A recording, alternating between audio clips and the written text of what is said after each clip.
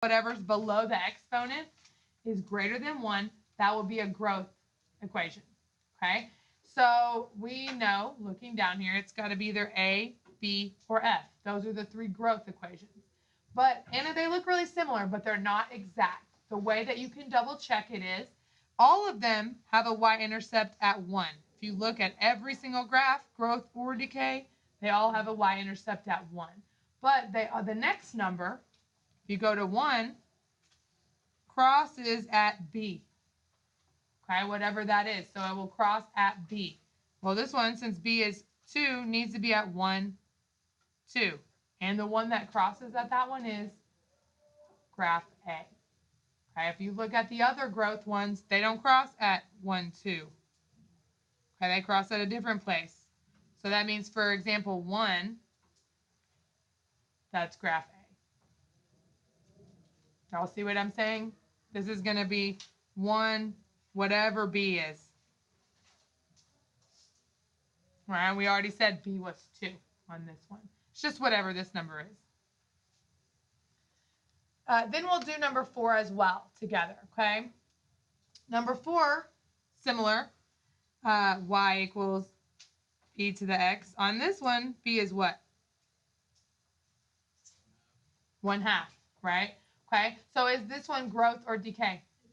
This one's decay. If b is less than 1, it's between 0 and 1, it's decay. All right, so we're looking for one of the decay ones. Now, just like here, if you go to 1, 1/2, that's where it'll cross, but it's hard to tell the difference between 1, 1/2, 1, 1/3, 1, 1/4, right? So an easier way is on the decay ones, they're exactly flipped. They're exactly flipped across the y-axis. So the way to tell is just to look for, if you go back to -1, where does it cross the 2? Okay, so if I look, my 3 decay graphs are C, D, and E. And I look here, this one at -1, that crosses, that's not 2. We're at -1, 2, right there. Okay, -1, 2. It'll cross at this number right here. That's how you know it's matching graph. Okay, on decay, you go back to -1. All right, so that one's, it's D. 4 is D. Now, again, at 1, it is crossing at 1/2, but again, it's hard to tell the difference between 1/2, 1/3, and 1/4. Okay, but that is going 1, 1/2 right there. So do y'all understand how I found those two? All right, okay, I want you to do 2, 3, 5, and 6 on your own. Okay, I'm going to call on someone to tell me what they got. So make sure you get them. I'm going to give you a couple minutes for that. Make sure you write growth or decay as well.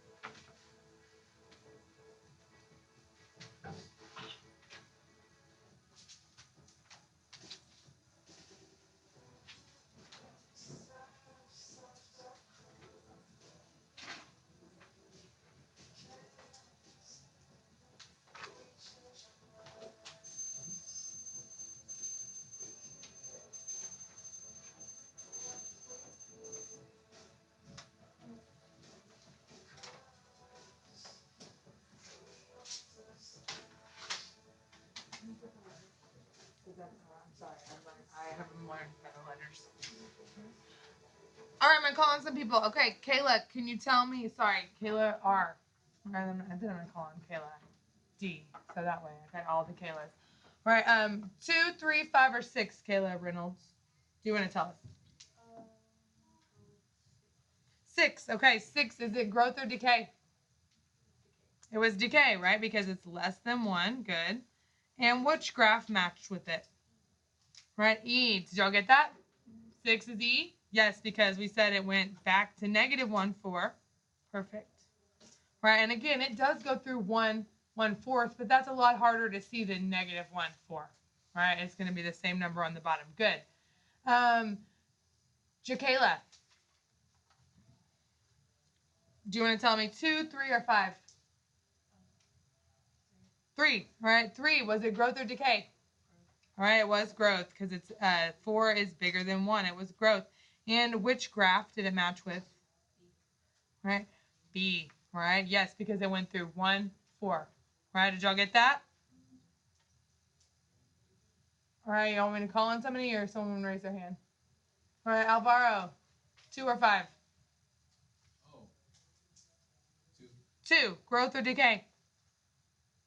Growth, right? All the first 3 were all greater than 1. It was growth.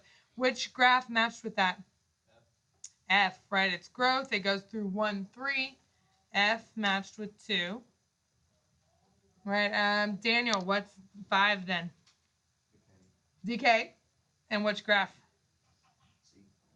It matched with C. Right? It went through 1, 1/3.